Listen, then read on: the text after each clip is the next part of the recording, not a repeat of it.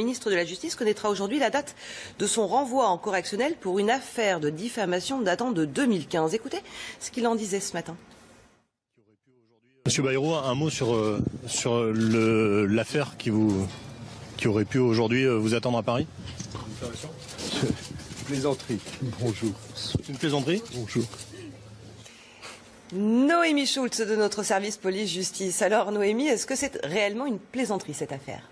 Alors non, c'est pas une plaisanterie. Ce qui est sûr, c'est que cette mise en examen du garde des Sceaux, elle fait un petit peu tâche, mais on va essayer d'y voir plus clair. Il faut préciser d'abord qu'elle remonte à novembre dernier, et surtout que François Bayrou est mis en examen dans une affaire de diffamation publique. Or, en matière de diffamation contre une personne dénommée, eh bien la mise en examen, elle est automatique. Le juge, pour pouvoir entendre la personne visée, n'a pas d'autre choix procédural que de la mettre en examen. Il vérifie que les propos ont bien été tenus par cette personne de manière publique et ensuite il renvoie l'affaire devant le tribunal. Là aussi, c'est automatique. C'est ce qui s'est passé pour François Bayrou. Il sera donc jugé par la 17e chambre du tribunal correctionnel de Paris. Il y a aujourd'hui une audience de fixation. On va savoir quand François Bayrou sera jugé, mais ce ne sera pas avant plusieurs mois. Et alors qui est à l'origine de cette plainte en diffamation ?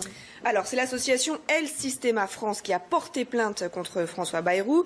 Si on résume, François Bayrou a mis en doute l'honnêteté et le fonctionnement de l'association qui aide des enfants défavorisés en leur apprenant de la musique classique.